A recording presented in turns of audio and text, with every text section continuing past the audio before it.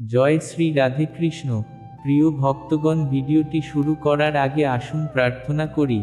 হে শ্রীকৃষ্ণ, যে কোনোই ভক্ত আজ এই অমৃত বাণী শুনছে, তার জীবনে আপনার আশীর্বাদ সবসময় থাকে এবং তার সব কষ্টই দূর হোক। প্রিয় বন্ধু, এই অদ্ভুত বাণী শোনার আগে আপনার বিচার এবং ভক্তিকে ব্যক্ত করে নিচে কমেন্টে জয় শ্রী রাধে কৃষ্ণ অবশ্য লিখুন। আপনার এই ভক্তি আমাদের এই যাত্রায় আরও অদ্ভুত বানাবে। আর আপনার মন সত্যি যদি কৃষ্ণ প্রেমে ভরা থাকে, আপনার প্রিয়জনদের মাঝে শেয়ার করবেন। হতে পারে আপনার একটি শেয়ারে কারো জীবনে রাধে কৃষ্ণের দিব্য প্রকাশ নেমে আসে। সঙ্গে আমাদের এই চ্যানেলে যদি আপনি নতুন হন, তাহলে আপনি সাবস্ক্রাইব করুন, যাতে আপনিও আমাদের এই নতুন প্রত্যেক ভক্তি যাত্রার একটি অংশ হতে পারেন। তাহলে চলুন দেরি না করে শুরু করা যাক এই অদ্ভুত যাত্রার দিকে। হে প্রিয় আত্মা, যখন তোমার হৃদয় ভারাক্রান্ত হয়ে পড়ে, যখন সমস্ত আশার আলো যেন নিভে যায়, তখন মনে রেখো আমি শ্রীকৃষ্ণ তোমার পাশে আছি। তুমি যে অন্ধকার অনুভব করছো তা চিরস্থায়ী নয়।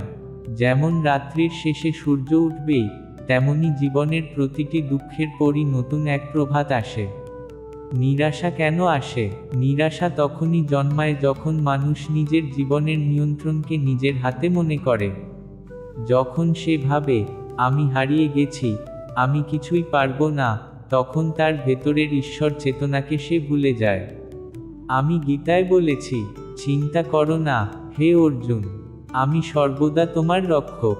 তুমি যখন আমার ওপর ভরসা রাখবে, তখন কোনো পরিস্থিতিই তোমাকে ভাঙতে পারবে না। হতাশার মূল কারণ। হতাশা আসে আসক্তি থেকে, ফলের প্রতি, মানুষের প্রতি, অবস্থার প্রতি। যখন কিছু তোমার ইচ্ছেমতো হয় না, তুমি ব্যথিত হও, কারণ তুমি চাও তোমার পরিকল্পনা পূর্ণ হোক। কিন্তু হে প্রিয়জন, তোমার পরিকল্পনার ওপরে আছে আমার পরিকল্পনা। আর আমি যা করি তা তোমার মঙ্গলের জন্যই করি। তুমি যদি নিজের জীবনের প্রতিটি ঘটনার মধ্যে আমার ইচ্ছার ছায়া দেখতে শিখো, তবে হতাশা তোমাকে স্পর্শ করতে পারবে না। কর্মই মুক্তির পথ। নিরাশা থেকে মুক্তির প্রথম পদক্ষেপ হলো কর্মে লেগে থাকা।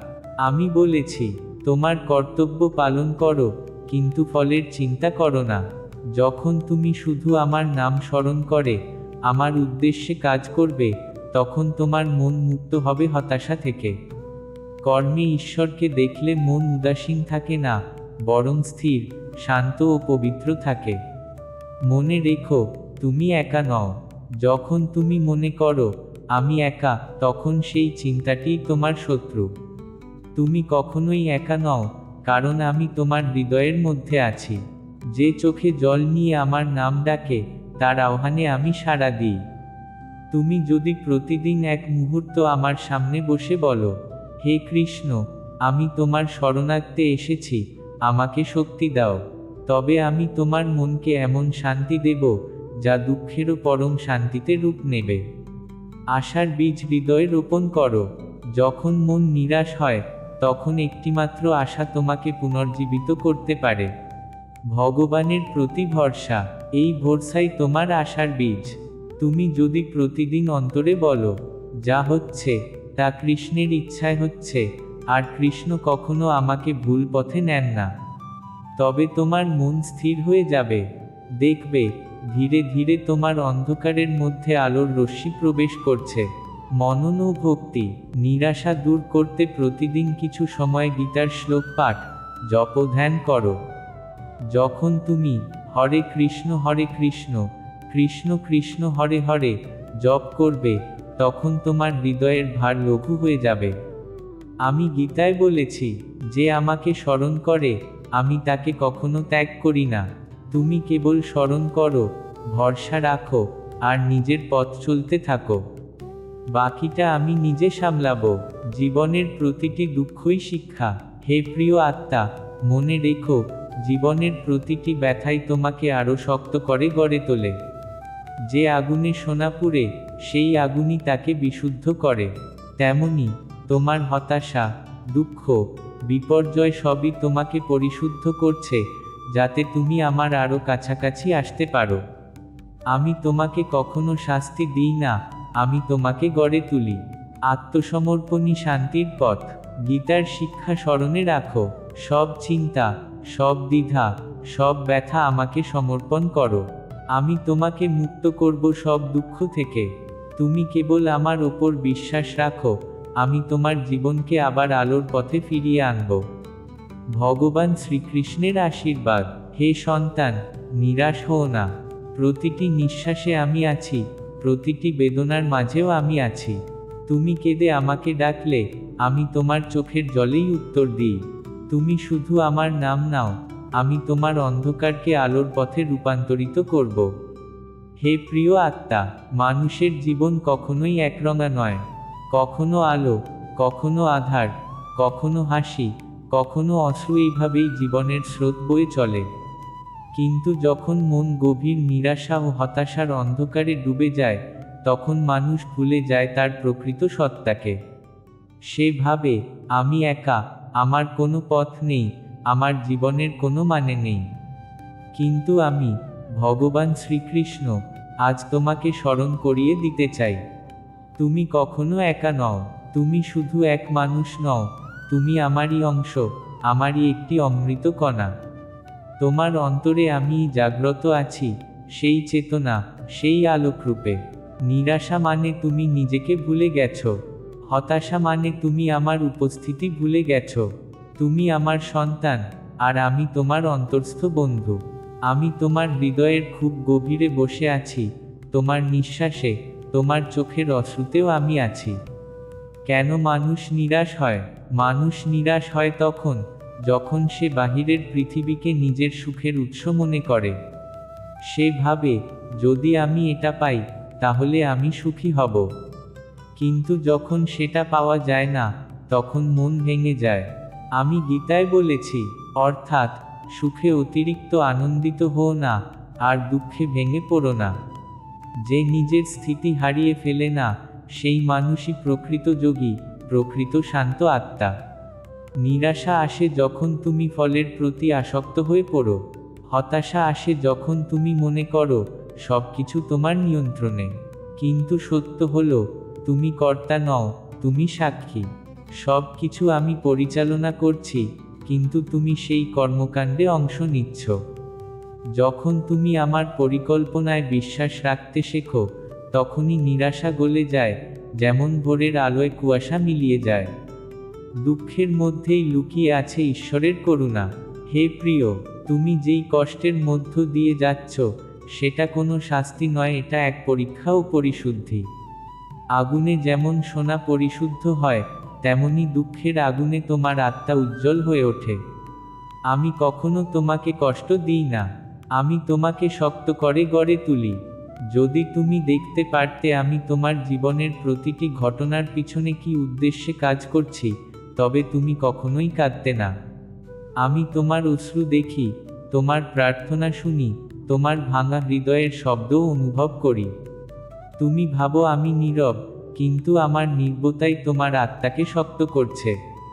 যখন সময় আসবে, তুমি নিজেই বুঝবে এই সব কিছুই তোমার মঙ্গলার্থে ছিল। মন যখন হারিয়ে যায় তখন কৃষ্ণকে স্মরণ করো। যখন তোমার মন বিক্ষিপ্ত, যখন চিন্তা, অনুতাপ ও হতাশা তোমাকে গ্রাস করে, তখন একমাত্র পথ হলো স্মরণ।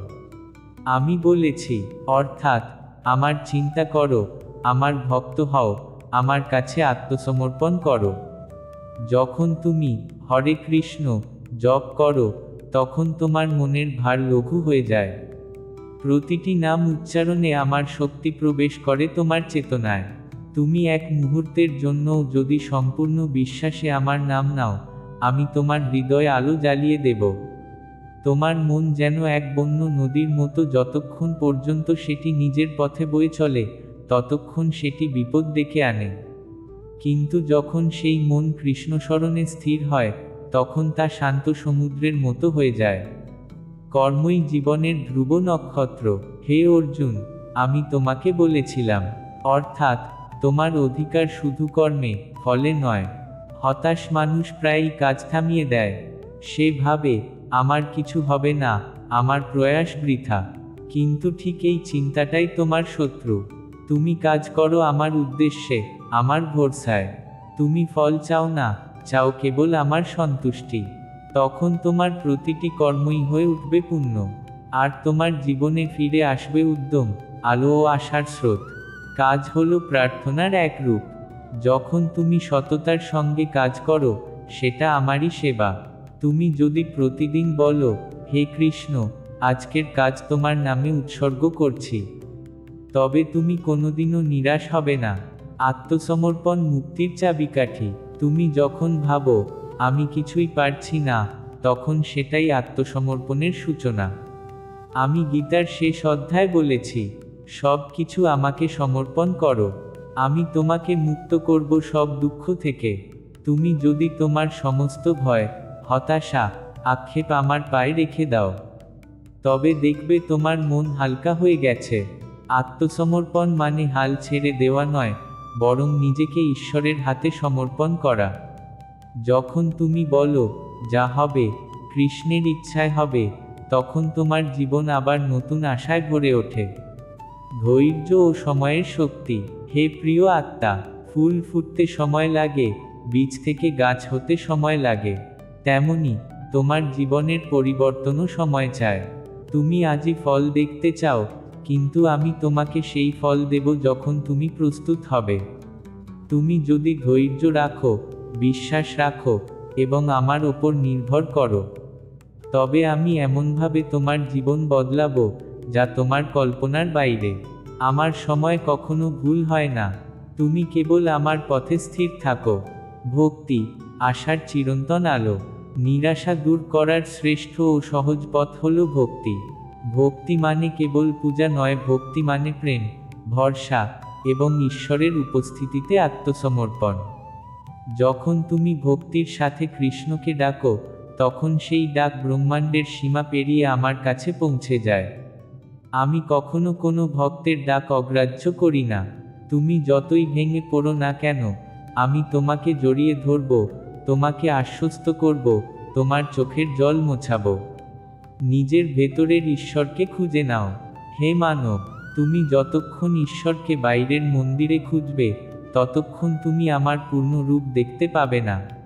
আমি আছি তোমার ভিতরেও। তুমি যখন তোমার হৃদয় শান্ত করো, তখনই আমাকে অনুভব করতে পারো। চোখ বন্ধ করে বলো, হে কৃষ্ণ, তুমি আমার অন্তরে আছো, আমাকে শক্তি দাও। তখন দেখবে হৃদয়ের ভেতর এক মৃদু আলো জ্বলছে। সেই আলোই আমি। যখন সেই আলো তুমি প্রতিদিন অনুভব করতে শুরু করবে, তখন আর কোনো হতাশা তোমাকে ছুঁতে পারবে না। জীবনের প্রতিটি মুহূর্তই এক শিক্ষা। তুমি ভাবো, জীবন কঠিন, কিন্তু আমি বলি, জীবনই তোমার শিক্ষক। যে মানুষ সব কিছু পেয়ে যায়, সে কখনো শেখে না, কিন্তু যে মানুষ হারায়, সে শেখে সহ্য শক্তি, বিশ্বাস ও প্রেমের সত্যতা। তুমি যতবার পড়ে যাও, আমি তোমাকে ততবার উঠিয়ে দিই। প্রতিটি ব্যর্থতা তোমাকে এক ধাপ কাছে নিয়ে আসে আমার জ্ঞানের কাছে। তাই হতাশ হও না, কারণ আমি তোমার জীবনের প্রতিটি ঘটনার পিছনে কাজ করছি তোমার উন্নতির জন্য। হে প্রিয় আত্মা, মনে রেখো, তুমি যতই ভেঙে পড়ো না কেন, তোমার অন্তরে এক অমর শক্তি আছে, সেই শক্তি আমি। যে মানুষ কৃষ্ণকে স্মরণ করে, তার জীবনে অন্ধকার স্থায়ী হতে পারে না। তুমি কেবল আমার নাম উচ্চারণ করো ভালোবাসা দিয়ে। হরে কৃষ্ণ কৃষ্ণ কৃষ্ণ হরে হরে, হরে রাম রাম রাম হরে হরে। এই নামই তোমার দুঃখকে আনন্দে রূপান্তরিত করবে। এই নামই তোমার অন্ধকারে আলো আনবে। এই নামই তোমার জীবনের সব নিরাশা ও হতাশাকে গলিয়ে দেবে। নিরাশা মানে তুমি ঈশ্বরকে ভুলে গেছো, আশা মানে তুমি আবার ঈশ্বরকে স্মরণ করছো। আমি সবসময় তোমার পাশে আছি। তুমি কেবল মনে রেখো, যে আমায় স্মরণ করে, আমি তাকে কখনো ত্যাগ করি না। ভগবান শ্রীকৃষ্ণের আশীর্বাদ। উঠো হে আত্মা, ভয় পেও না, তোমার হৃদয়ে আমিই আছি, তোমার অশ্রু আমারই অর্ঘ্য। তুমি যতবার নিরাশ হবে, আমি ততবার তোমার অন্তরে আলো জ্বালাবো। হে প্রিয় আত্মা, যখন তোমার অন্তর ভেঙে যায়, যখন তুমি জীবনের প্রতিটি পথে কেবল অন্ধকার দেখো, তখন মনে রেখো, তোমার জীবনের আকাশে সূর্য লুকিয়েছে, নিভে যায়নি। তুমি যে অন্ধকার অনুভব করছো তা কোনো শাস্তি নয়, বরং একটি আহ্বান, আমার আহ্বান। আমি শ্রীকৃষ্ণ তোমাকে ডাকছি তোমার অন্তরের দিকে ফিরে আসতে, কারণ তোমার ভেতরেই আছে সেই আলো যা চিরন্তন। মানুষ যতদিন বাইরে সুখ খোঁজে সে ততদিন নিরাশ হবে, কারণ বাইরের জগৎ পরিবর্তনশীল, কিন্তু তোমার ভেতরের ঈশ্বর চেতনা অপরিবর্তনীয়।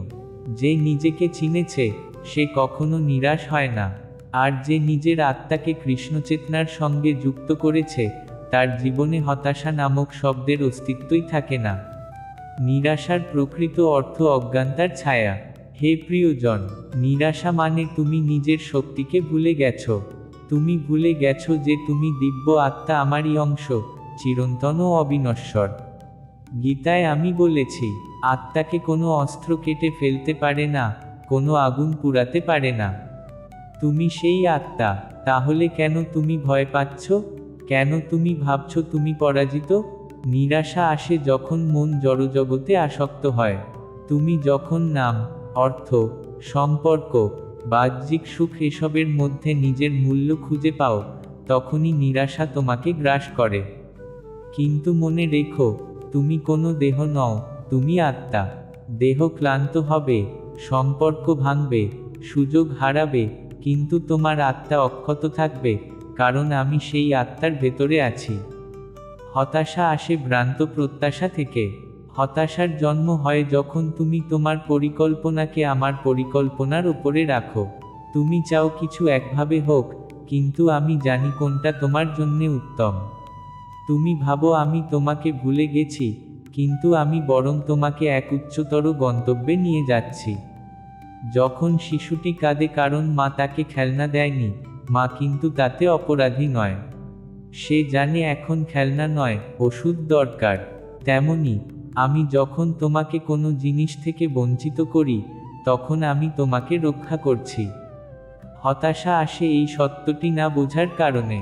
যখন তুমি ভাবো আমার জীবন ব্যর্থ, তখন আমি তোমার অন্তরে বলি, না সন্তান, তুমি এখনো পূর্ণ হওনি, আমি তোমাকে গড়ছি। অন্ধকারের ভেতরে আলো খুঁজে নাও।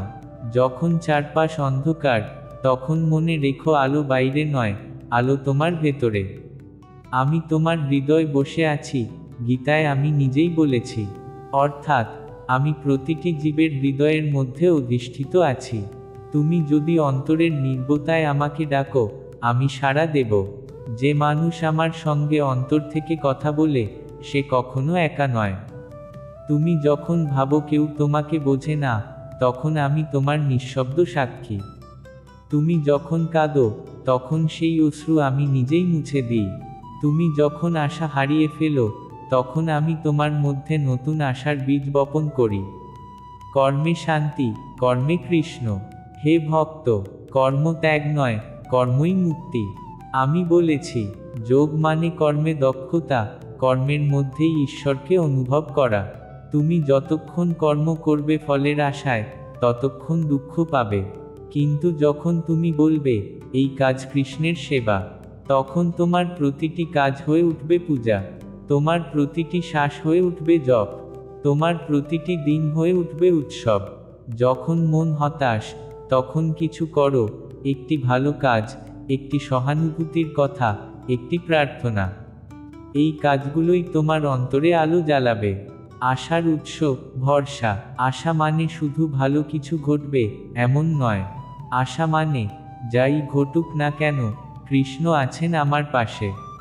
এই বিশ্বাসই তোমার জীবনের সর্বশ্রেষ্ঠ শক্তি।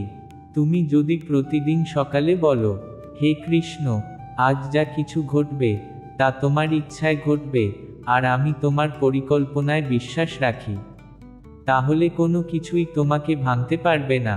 কারণ যে মানুষ কৃষ্ণে বিশ্বাস রাখে, তার জীবনের প্রতিটি বিপদই আশীর্বাদে পরিণত হয়। ধৈর্য, কৃষ্ণের প্রিয় গুণ। তুমি যদি কখনো ভাবো আমার প্রার্থনার উত্তর পাচ্ছি না, তবে মনে রেখো আমি নীরব নই, আমি প্রস্তুত করছি তোমার প্রাপ্তির সময়। আমার সময় কখনো ভুল হয় না। যেমন চাঁদ একদিনে পূর্ণ হয় না, তেমনি তোমার জীবনেও পূর্ণতা আসবে ধীরে ধীরে। তুমি শুধু ধৈর্য ধরো, বিশ্বাস রাখো এবং আমার নাম স্মরণ করো। তুমি দেখবে যেই কষ্টের পাহাড় আজ তোমাকে চেপে ধরেছে, কাল সেটাই তোমার শক্তির স্তম্ভ হয়ে দাঁড়াবে। ধ্যান ও স্মরণ নিরাশা দূর করার অমৃত। প্রতিদিন অন্তত কিছু সময় একা বসো, চোখ বন্ধ করে হৃদয়ের উপর হাত রেখে বলো, হে কৃষ্ণ, তুমি আমার মধ্যে আছো। তারপর গভীর নিঃশ্বাস নাও এবং ধীরে ধীরে ছেড়ে দাও। প্রতিটি শ্বাসে অনুভব করো যে আমি তোমার ভিতর প্রবাহিত হচ্ছি। প্রতিটি নিঃশ্বাসে আমি তোমাকে নতুন শক্তি দিচ্ছি। ধ্যান মানে আমাকে স্মরণ করা। যখন মন কৃষ্ণে নিমগ্ন হয়, তখন আর কোনো নিরাশা, কোনো ভয় থাকে না। কারণ আমি নিজেই সেই শান্তি, আমি নিজেই সেই আলো। সম্পর্ক, প্রত্যাশা ও বেদনা। তুমি অনেক সময় ভাবো মানুষ আমাকে ছেড়ে গেছে, আমি একা পড়ে গেছি। কিন্তু সন্তান, মানুষ কখনো কাউকে চিরদিনের জন্য ছেড়ে যায় না। তাদের ভূমিকা শেষ হয়েছে, তাই তারা সরে গেছে। তুমি কারো হারানোয় নিরাশ হও না, কারণ আমি তোমাকে কখনো হারাইনি। তুমি যদি আমার সঙ্গে সম্পর্ক স্থাপন করো, তবে আর কোনো সম্পর্কের বিচ্ছেদে তোমার হৃদয় ভাঙবে না। আমি চিরন্তন, আর আমার সঙ্গে সম্পর্ক চিরস্থায়ী। ব্যর্থতার পরের শিক্ষা। যে মানুষ ব্যর্থ হয় সে হতাশ হয়, কিন্তু যে ব্যর্থতা থেকে শিক্ষা নেয় সে জয়ী হয়। তুমি যদি ব্যর্থতাকে পরাজয় হিসেবে না দেখে একটি শিক্ষা হিসেবে গ্রহণ করো, তবে দেখবে আমি তোমার জীবনের প্রতিটি ভুলকে আশীর্বাদে রূপান্তর করছি। আমি কখনো তোমাকে ধ্বংস করতে চাই না। আমি শুধু তোমার অহং, ভয় আর ভুল ধারণাকে ধ্বংস করি, যাতে তুমি আমার মতো দীপ্ত, নির্মল ও স্থির হতে পারো। আত্মসমর্পণ চিরন্তন মুক্তির পথ। আমি গীতার শেষ অধ্যায় বলেছি, সব দায়িত্ব, সব চিন্তা, সব শোক, সব আমাকে সমর্পণ করো। আমি তোমাকে মুক্ত করব। তুমি ভাবো তোমার জীবন তোমার হাতে, কিন্তু সত্য হলো, তুমি যত বেশি আমাকে ছেড়ে দেবে, আমি তত বেশি তোমার জীবনে কাজ করতে পারব। আত্মসমর্পণ মানে দুর্বল হওয়া নয়, বরং সেটাই প্রকৃত সাহস। আমি ঈশ্বরের হাতে নিজেকে সঁপে দিলাম। যখন তুমি এভাবে বলবে, যা হবে কৃষ্ণের ইচ্ছায় হবে, তখন নিরাশা তোমাকে আর ধরতে পারবে না। প্রতিটি অন্ধকারই এক শিক্ষা। তুমি যে দুঃখের মধ্যে আছো, সেটাই তোমার শিক্ষক। অন্ধকার তোমাকে আলো চিনতে শেখায়, দুঃখ তোমাকে করুণা শেখায়, হতাশা তোমাকে ঈশ্বরের পথে টেনে আনে। তুমি ভাবো জীবন কঠিন, কিন্তু আমি বলি জীবন পবিত্র। কারণ প্রতিটি অভিজ্ঞতার মধ্যে আমি কাজ করছি, তোমাকে গড়ে তুলছি। শ্রীকৃষ্ণের চূড়ান্ত আশীর্বাদ। হে প্রিয় সন্তান, তুমি আমার কাছে এসেছো নিরাশার ভার নিয়ে, কিন্তু আমি তোমাকে আশার আলো দিয়ে আশীর্বাদ করছি। মনে রেখো, তোমার দুঃখ চিরস্থায়ী নয়। তোমার জীবন এক যাত্রা, আর আমি সেই যাত্রার সহচর। যতবার তুমি পড়ে যাবে, আমি তোমাকে ধরব। যতবার তুমি কাঁদবে, আমি তোমার চোখের জল মুছব। যতবার তুমি বলবে আমি পারবো না, আমি বলবো তুমি পারবে, কারণ আমি তোমার ভেতরে আছি। শেষ বার্তা। হে আত্মা, তুমি আলো, তুমি চেতনা, তুমি কৃষ্ণেরই অংশ। তুমি যতবার নিরাশ হবে, আমার নাম জপ করো, হরে কৃষ্ণ কৃষ্ণ কৃষ্ণ হরে হরে, হরে রাম রাম রাম হরে হরে। এই নামের স্পন্দন তোমার হৃদয় থেকে সব হতাশা মুছে দেবে। তুমি পুনর্জন্ম নেবে, কিন্তু এবার ভয় নয়, আশার সন্তান হয়ে। ভগবান শ্রীকৃষ্ণের আশীর্বাদ। আমি তোমার প্রতিটি অশ্রুর মধ্যে আছি, আমি তোমার প্রতিটি স্বপ্নের পিছনে আছি। তুমি শুধু মনে রেখো, যত অন্ধকারই হোক, আমি আছি, আমি আছি, আমি আছি। জয় শ্রীকৃষ্ণ। ধন্যবাদ।